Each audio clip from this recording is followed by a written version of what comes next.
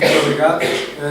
Eu sou investigador, não sou professor da universidade, mas isso não importa muito para a questão. Mas eu adicionei agora, devido ao seu repto sobre a regionalização, adicionei aqui mais 6 slides que tínhamos. Valeu a pena a provocação. Vamos lá ver. Pronto. Eu venho do Conselho de Odmira, portanto, eu, na verdade, não vivo em Lisboa e trabalho muito com a adaptação do montado às alterações climáticas, da agricultura e das florestas, mas eu hoje resolvi tentar lançar aqui mais umas pistas sobre a adaptação no município da Covilhã, porque estamos aqui, e então não vou falar tanto sobre aquilo que é o meu trabalho também com a professora Cristina Branquinho. Aqui, sabe que está? Tem que colocar o receptor. Mas é no botão, André, em que, por exemplo, nós fizemos este planeamento da adaptação às alterações climáticas na agricultura e florestas do município de Mértola, em que fizemos um planeamento participativo. Eu não vou falar muito sobre este tema, que é o tema que eu tenho estado a trabalhar, agora em herdades, etc. Venho falar sobre esta questão da criação de estratégias municipais para a adaptação às alterações climáticas. O nosso grupo de investigação fez este trabalho que foi a criação de 26 estratégias municipais de adaptação às alterações climáticas, e eu hoje vou basear muito a minha apresentação no resultado de duas delas, uma a de Ceia e a outra de Castelo Branco. Ou seja, já foram feitas estratégias de adaptação às alterações climáticas para estes dois municípios, já foram feitas fichas climáticas especificamente para estes municípios e já foram pensadas as medidas de adaptação para estes municípios que, de alguma forma, são semelhantes ao clima que nós temos aqui e a algumas questões socioeconómicas. E, portanto, eu penso que daqui nós vamos poder tirar muito para a nossa reflexão e eu vou tentar não perder muito nos meus 60 slides. Então, eu normalmente uso um apontador e isto... Mas isso funciona se tu apagares, o laser funciona. O laser funciona, mas esta coisinha não funciona. É porque eu, como tenho muitos slides, se estiver sempre para mexer, se estiver sempre ali à frente, vai ser difícil. Pronto, então, muito rapidamente, enquanto o apontador está a aquecer, eu vou passar esta, muito rapidamente, a Cristina Martins já falou disto. Portanto, nós estamos num período interglaciar, não é? E ele espera-se que dure mais de 30 mil anos. E, portanto, enquanto nós aquecemos o planeta, vivemos neste período interglaciar, e se aquecemos demasiado, corremos o risco de acelerar a passagem para um período glaciar novamente. E, portanto, não podemos aquecer demasiado se não vivemos muito quentes, não podemos aquecer ainda mais porque senão passamos para um período glaciar. E aquilo que eu vos vou falar, no fundo, não é o que é que nós vamos fazer nos próximos 30 mil anos, o que é que nós vamos fazer nos próximos 100 anos. Em economia, normalmente, nós falamos sobre 5 anos, 10 anos, e nós aqui estamos a pensar a 50 anos, 30, 40, 50, 100 anos. E esta apresentação um bocadinho passando este parte de contexto sobre os cenários e impactos, é um bocadinho o que é a adaptação às alterações climáticas, quais são os impactos que nós temos mais específicos aqui para a Covilhã, e depois... já funciona.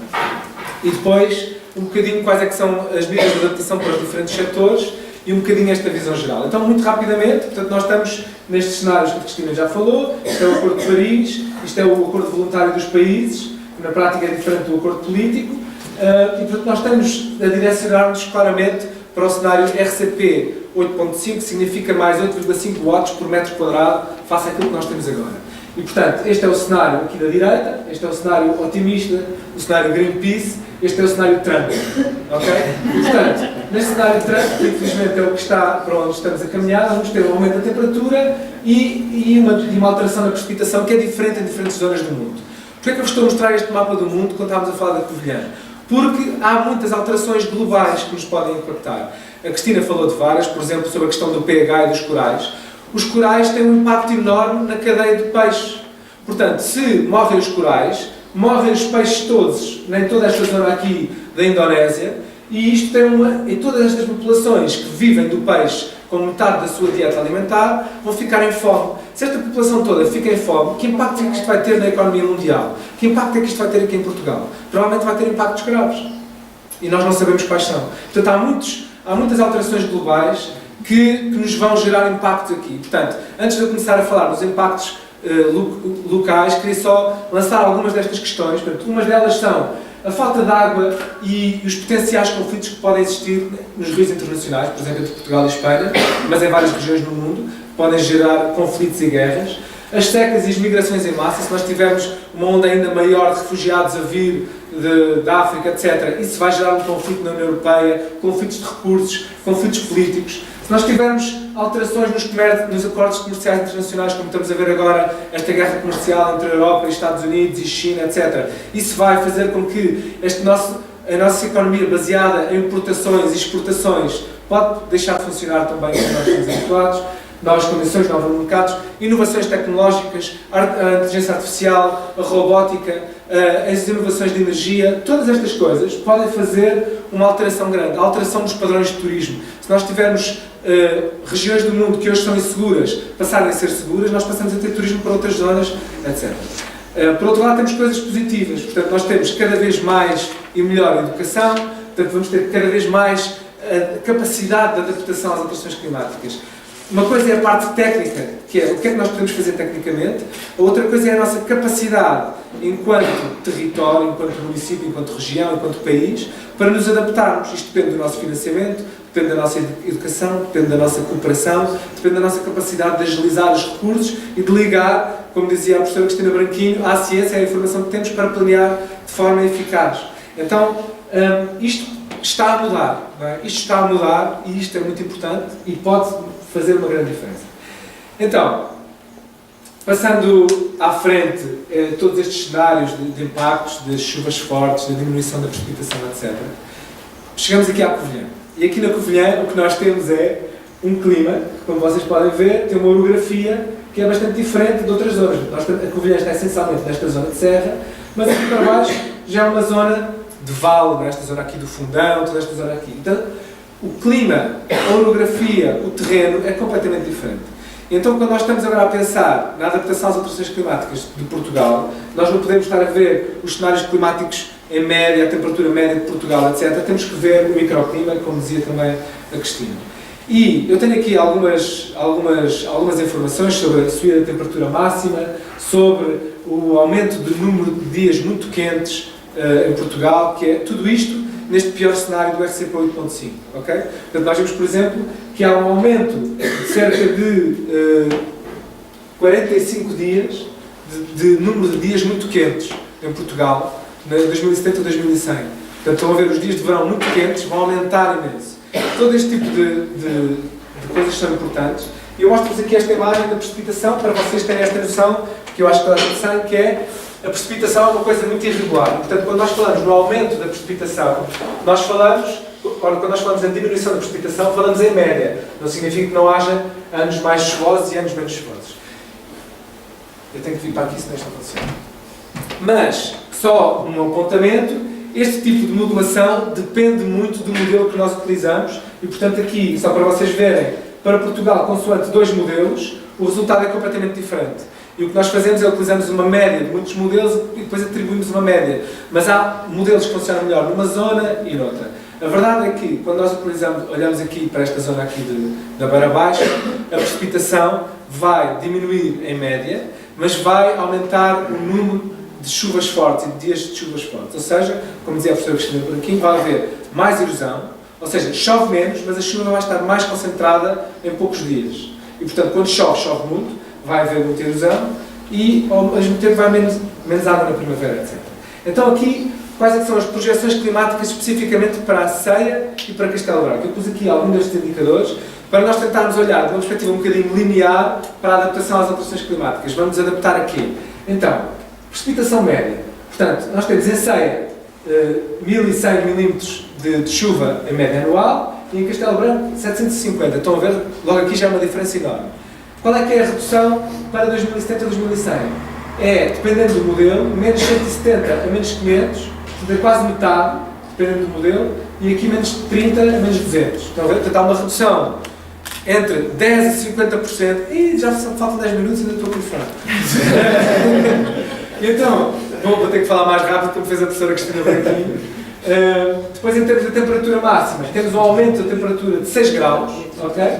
A temperatura mínima, também temos um aumento de 2 a 3 graus. Isto é muito importante, porquê? Porque faz diminuir o número de dias de geada, por exemplo. Temos uma diminuição do dia de geada quase de 90%. Isto significa o quê? Significa que o turismo de neve na Serra da Estrela, em 2070 ou 2100, pode simplesmente deixar de existir. Estão a ver? Isto é bastante importante. Portanto, face a isto, temos a questão do que é que nós fazemos, não é? Podemos mitigar, mas ao mesmo tempo vamos ter que nos adaptar. Pronto. Isto é um exemplo, só para vocês terem uma visão agora sobre a floresta, que é a área que nós trabalhamos mais. Nós temos aqui um envelope climático de várias espécies. Em termos da precipitação, por exemplo, as espécies dão-se num intervalo de confiança e no intervalo de precipitação. E esta é a precipitação observada, em média, em ceia, e isto é aquilo que se espera estar naquele intervalo que eu vos disse, em 2070 ou 2100. E, portanto, há muitas espécies que deixam de estar na zona de conforto. E quando passamos para Castelo Branco, a situação é bem diferente, porque a precipitação começa logo aqui, e, portanto, aquilo que vai estar é este intervalo. Então, vocês veem porque é que as espécies são muito diferentes aqui na montanha do que ali em Castelo Branco. E, portanto, quando nós estamos agora a pensar na adaptação, nós temos que pensar que esta precipitação vai mudar, mas também a temperatura. E nós temos isto para a temperatura, mas vou fazer de uma forma muito geral, só para dar aqui razão àquilo que a Cristina estava a falar, que é, há espécies que vão mudar. Portanto, o sobreiro, como nós estamos a falar agora, vai deixar de ser viável em zonas onde chove menos e vai passar a ser mais viável nestas zonas do norte de Portugal. Por outro lado, o eucalipto, para além da questão das pragas, a própria precipitação vai fazer com que a produtividade do eucalipto possa chegar a reduzir 90% de toda esta zona do país. E, portanto, aquilo que se espera é que, de facto, haja uma mudança grande naquilo que é o nosso panorama atual nas florestas, na agricultura, etc. Então, isso vai fazer com que haja mais risco de incêndio, alteração de pragas. Vocês viram ontem nas notícias a praga da vespa da galha, que já está a 90% no castanheiro. E, portanto, aquilo que nós temos que fazer para este tipo de situações é o quê? Mudar as espécies. Mudar as espécies é uma das formas. Outra das formas é apostar na diversidade de espécies. Se vem uma praga, não nos vai afetar completamente uma espécie, vai-nos afetar apenas uma parte da nossa produção. Portanto, nós temos que também planear para o microclima, planear para a diversidade, planear para o clima esperado e temos que usar um conjunto de soluções. Tanto na floresta, nomeadamente para a erosão dos solos, há espécies que vão aumentar a produtividade, outras que vão diminuir, como para a agricultura. Vamos ter o mesmo tipo de fenómeno. Portanto, por um lado vamos ter menos água, menos precipitação e, portanto, temos que manter a água no solo, temos que ter práticas de rega mais eficientes. Por outro lado, podemos utilizar outras culturas e podemos até passar a utilizar culturas que não se faziam aqui, por exemplo, que não resistiam à geada. E, portanto, vamos poder utilizar essas culturas. Outras que, se calhar, precisam do frio para dar fruto, vão passar a produzir menos. Estão a ver? E, portanto, temos claramente que começar a apostar na diversidade e começar a experimentar novas coisas neste laboratório, que é a nossa vivência aqui no território. Nos recursos hídricos, eu tirei aqui algumas dos impactos que foram identificados para a ceia. Uma delas é esta escassez de água, porque apesar de ser uma zona de muita água comparando com o Alentejo, a água está num momento curto no tempo e depois vai-se toda embora, não é? derrete a neve e a água vai-se embora. E, portanto, o que é que isto significa? Significa que passa a haver escassez de água no verão, significa que pode haver colapso dos sistemas de drenagem, pode haver destruição de infraestruturas, de vertentes, de zonas de retenção, etc. No turismo, já falei, portanto, esta diminuição grande que pode existir no turismo. E, no fundo, a adaptação é o quê? A mitigação é nós diminuirmos os gases com efeito de estufa, o que vai fazer reduzir os impactos. A adaptação é nós tornarmos estes impactos menos gravosos para nós. E, portanto, se chove muito, fazemos arroz, se há seca, plantamos catos. Portanto, é um exemplo um bocadinho ridículo, mas é para dar a ideia do que é a adaptação. Portanto, o impacto, a pressão climática está lá, nós passamos a estar num território de forma diferente. Então, agora pus aqui esta coisa que vocês não conseguem ler, que é uma síntese da estratégia de adaptação de ceia. Okay? Isto é um resultado que vocês podem procurar no site do projeto Clima Adapta Local, já priorizado com um conjunto de critérios que são a eficácia, a flexibilidade, a adequação, o custo, etc. De várias medidas de adaptação que foram analisadas numa perspectiva participativa e depois numa perspectiva técnica e que estão aqui já elencadas. E, portanto, muito daquele trabalho que nós temos que fazer aqui hoje já está feito. Então eu vou mostrá-lo. Vou mostrá-lo mais do que estar aqui a inventar coisas novas, muito disto já está feito. Portanto, o que nós temos que começar agora a pensar é qual é que é o nosso papel qual é que é o papel da Câmara, qual é o papel das empresas, qual é o papel dos cidadãos, qual é o papel das universidades, qual é o papel que cada um de nós pode ter à medida que nós vamos vendo estas medidas de adaptação, ok? Uns de vocês são agricultores, outros trabalham em serviços, outros são educadores e, portanto, cada um de nós pode ter um papel diferente. Então eu vou aqui começar a elencar algumas destas medidas, porque já só me faltam 5 minutos, partindo daquelas que foram consideradas as mais prioritárias. A primeira é a questão dos incêndios. E, portanto, foi elencada por todos como aumentar a resistência e resiliência das áreas florestais aos fogos, o que significa mudar a composição da floresta. Portanto, deixámos de ter monoculturas de larga escala com espécies que são muito combustíveis, como é o pinheiro e o eucaliptal, e passámos a ter florestas mistas, florestas em mosaicos, que são mais bem geridas, que não são tão combustíveis e que são mais resilientes às alterações climáticas e ao risco de incêndio. A outra é a questão dos microclimas. Portanto, temos aqui apoiar a investigação e as práticas de gestão do uso do solo, adequada às condições climáticas locais. As condições climáticas locais não são só aquelas que são esperadas para o futuro, mas são aquelas que são nas diferentes vertentes. Portanto, é completamente diferente de eu estar a falar de uma encosta a sul, de uma encosta a norte, como na zona lá debaixo do vale, como na zona em cima. E, portanto, nós temos que adequar as espécies e não fazer, agora o que está a dar é o eucalipto e, portanto, eu faço 50 mil hectares de eucalipto. Não, eu vou fazer espécies diferentes em diferentes zonas. E este é o trabalho com os microclimas, que é muito mais produtivo em termos ecológicos, mas que tem uma dificuldade de comercialização maior, não é? Porque nós estamos num sistema de comercialização de vantagens competitivas e, portanto, nós, como território, temos que procurar as soluções para comercializar essa diversificação florestal e diversificação agrícola e diversificação frutícola. E, portanto, como é que nós vamos utilizar a madeira diversificada para construir, como é que nós vamos pôr a madeira no mercado local, como é que nós vamos pôr, etc. Estão a ver? Esse é o trabalho que é mais importante para fazer, porque o conhecimento das técnicas e das espécies é mais fácil, a sua viabilização é o desafio conjunto para o território. O outro é aumentar a resiliência do território aos incêndios, por esta questão dos aceiros, dos mosaicos, das estradas, para facilitar, no fundo, o acesso às limpezas, o acesso ao combate, mas também a diminuição da propagação do fogo por baixo. E muito disto está ligado com uma outra medida, que eu vou apresentar a seguir, que é a questão do pastoreio. Não é que vem a seguir logo priorizada, mas é a questão do pastoreio, que deixou de existir, que existia e que faz parte do mote da Covilhã, que é o tecer o futuro, não é? Porque é a indústria têxtil que se baseava na lã e que se baseava muito nas ovelhas e que cada vez há menos e que desempenhava um papel nesta manutenção do combustível. Portanto, como é que nós conseguimos reinventar e pôr outra vez viável e na moda ser pastor e ser viável ter esta prática outra vez? Uma outra questão é proteger ativamente os ecossistemas ribeirinhos. Porquê? Por causa do tal risco de cheia das grandes chuvadas, mas também do risco de destruição de infraestruturas, pessoas e bens. Falávamos há pouco na Madeira. A Madeira foi um dos piores exemplos de Portugal nas cheias, como nós vimos há uns anos, com morte de pessoas e inúmeros problemas de destruição de infraestruturas, precisamente por não haver um crescimento planeado. Então, como é que nós podemos mudar isso?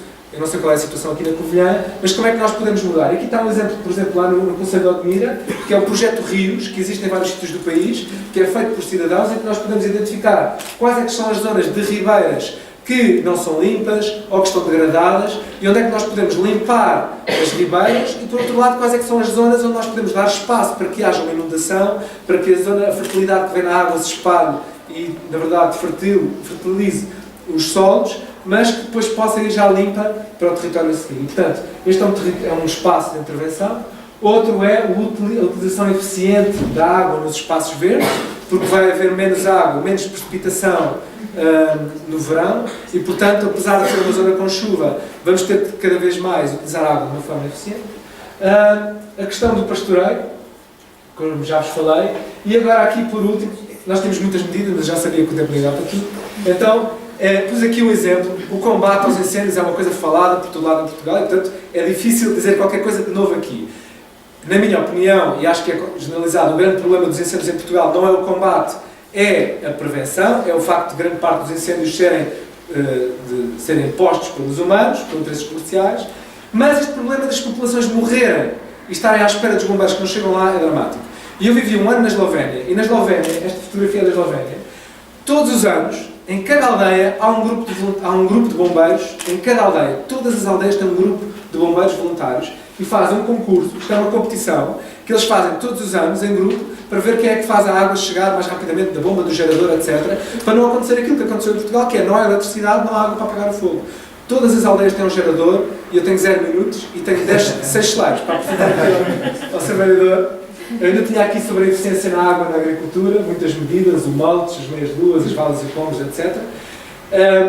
Queria só chamar a atenção, bem, na verdade tenho mais uns slides ainda, sobre as opções de adaptação, ou seja, tudo isto são técnicas, mas depois como é que isto se encaixa numa visão do território. Eu fiz aqui 4 eixos diferentes, só para nós pensarmos. Portanto, nós podemos tentar conservar e restaurar, tentar manter aquilo que nós temos, não é? Tentar manter ao máximo a pastorícia, tentar manter ao máximo o eucaliptal, tentar manter ao máximo aquilo que nós temos. Podemos tentar mudar, aceitar que isto vai mudar e, portanto, mudarmos de espécies, aceitarmos que vai mudar a biodiversidade nos parques naturais, as espécies invasoras deixam de ser invasoras, passam a ser espécies que se adaptam aqui, portanto, um bocado de liberalismo e inovação. Podemos tentar manter esta competição para exportar, portanto, fazer um território competitivo com grande quantidade de produção de uma coisa para exportar, ou, por outro lado, podemos tentar ter uma economia local sustentável, diversificada, ou podemos tentar ter um compósito e uma mistura destas coisas todas. Ou seja, como é que nós podemos ir, tendo em mente que isto são vertentes diferentes e visões diferentes para o território que coexistem entre nós que estamos aqui nesta sala hoje, como é que nós conseguimos conciliar estas diferentes soluções que vêm destas diferentes visões do mundo para conseguirmos pôr em prática aquelas técnicas que precisam de um alicerce económico, político e social para poderem ser implementadas. Pronto. Posto isto, só para passar aqui agora para esta visão da regionalização, vou roubar 5 minutos ao próximo debate. Vou pensar nisto e vou dizer o seguinte. Para mim a regionalização, sempre fui de acordo. A questão não é qual é que é a regionalização, não é sim ou não, é qual regionalização. Como a regionalização. Então, um dos debates que está muito na voga na ciência é como é que nós fazemos a gestão do território face a esta dilapidação dos recursos naturais. E, portanto, aquilo que tem sido o nosso modelo de estado do território é este, é que nós temos os seres humanos a extrair os recursos naturais da natureza, não é? E que vamos conquistando espaço até que vamos destruindo tudo. É aquilo que está a acontecer na Amazónia, é aquilo que aconteceu na Europa e é aquilo que, se nós não fizermos nada, vai continuar. E daí surge um outro conceito que é o dos parques naturais. Não é?